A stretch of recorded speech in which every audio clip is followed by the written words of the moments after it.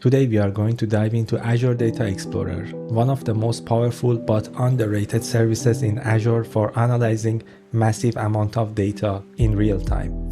By the end of this video, you will understand what Azure Data Explorer is, when to use it, and the most importantly, you will see it in action with a hands-on demo that you can follow along with. Let's get started. So what exactly is Azure Data Explorer? Think of it as a super fast search engine for your data. But unlike a database where you store data and retrieve specific records, Azure Data Explorer is designed to analyze billions of records in seconds. Okay, let's review some key points. Purpose. Azure Data Explorer is built for log analytics and telemetry data, application logs, IoT sensor data, security events, website click streams. The speed. What makes it special is the speed. Queries that would take minutes in traditional databases happen in seconds. It uses columnar storage and smart indexing.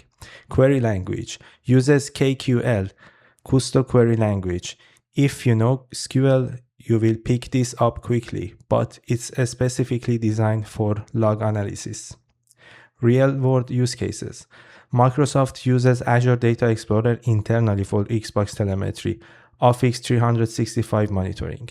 Security teams use it for threat detection. DevOps teams use it for application monitoring. Usages. When should you use it? When you have time series data, when you need fast analytics on large data sets, when you are analyzing logs or events, when your real-time dashboard matters, when not to use it, not for transactional databases, use SQL database instead, not for small dataset that fits in Excel, not for complex multi-table relation, use Synapse instead. All right, enough theory. Now let's build something. Okay, I'm logged in Azure, and for our demo today, we are going to create a small Azure Data Explorer cluster and load some sample IoT sensor data. After that, run real queries to analyze the data, and then we will create a simple visualization. We are going to go with the test and dev tier if you are going to follow along, so this shouldn't cost you any money. Let's create a resource group first.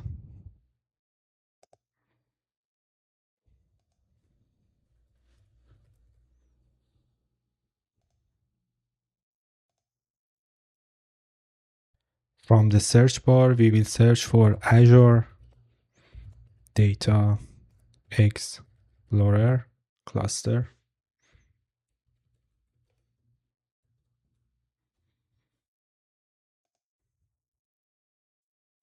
And create. We choose our newly created resource group. Try to give it a unique name.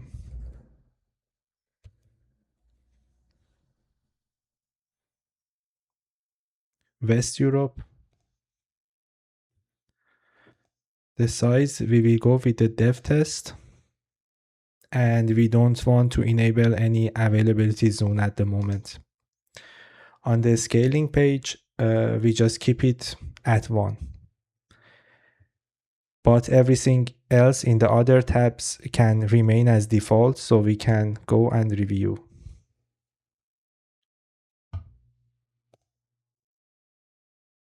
The deployment is over, and now let's go to the resource.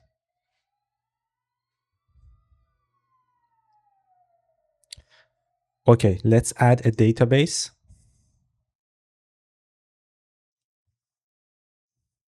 We will call it sensor data.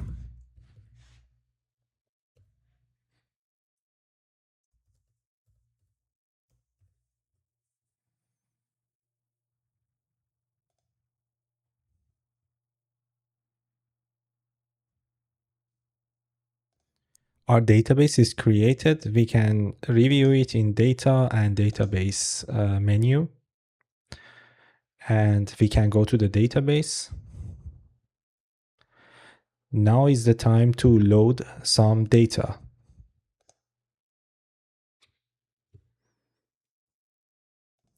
I prepared a query that we can run and create a table in our database. And I paste it here. The name of the table is IoT sensors, and it has a bunch of fields: timestamp, device ID, temperature, humidity, and location. We hit run. Our table is created. We can check it here with the fields that we defined. Now we should generate some realistic sample data. For that, I have a query. I paste it here. Click run. And what happened now is that we just created 10,000 sensor readings data from 20 different devices across 4 buildings with data from last 24 hours. That will be our sample for today, and we will run now some queries to see how we can work with Azure Data Explorer. Let's see how we can fetch the first 10 records from the table. For that also I have a query. I paste it here and I will run it. Actually, it's quite simple to work with KQL language. And the pipe operator is used to change operations in KQL language. Let's see the data here.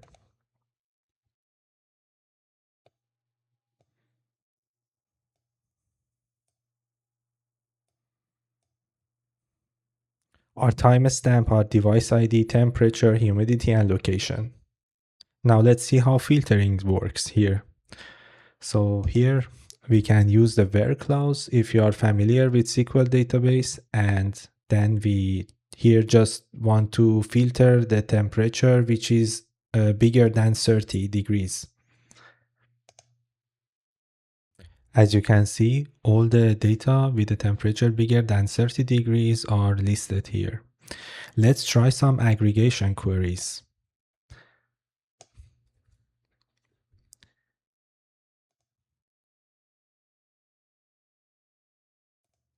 This query shows average temperature by each building and see how fast that was. This is analyzing all 10,000 records instantly. And my next query will show the temperature trend over time.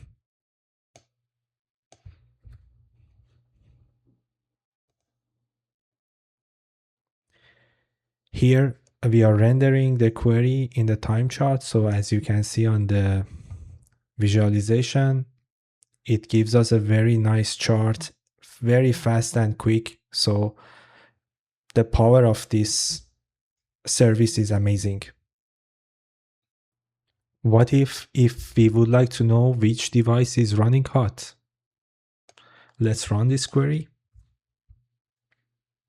Each device with a max temp of 32.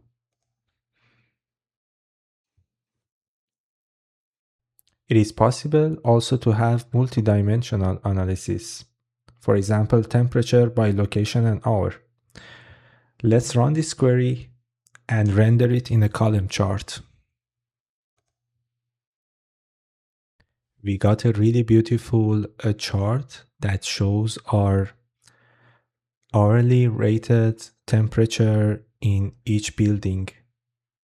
Now I would like to talk about something very cool that Azure Data Explorer has built-in machine learning capabilities, like anomaly detection. I prepared a query that we can run it together and see what we get as a result.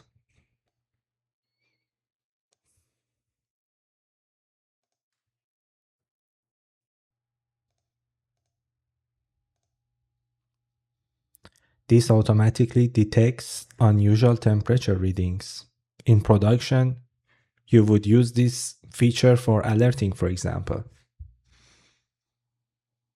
All right, in just a few minutes, we have created an Azure data cluster, loaded 10,000 sensor readings data, run complex analytics queries, and created visualization, even detected anomalies with machine learning, all with just a few lines of KQL code. What are the key takeaways? Azure Data Explorer is fast, perfect for log and telemetry data. KQL is powerful, easy to learn if you know already SQL. Built-in visualization, no need for external tools. And scalable, same queries work on billions of records. And that's it. I hope you got a clear understanding about the concept. If you find this useful, please subscribe to my channel for more tutorial videos. Thanks for watching and see you in the next one.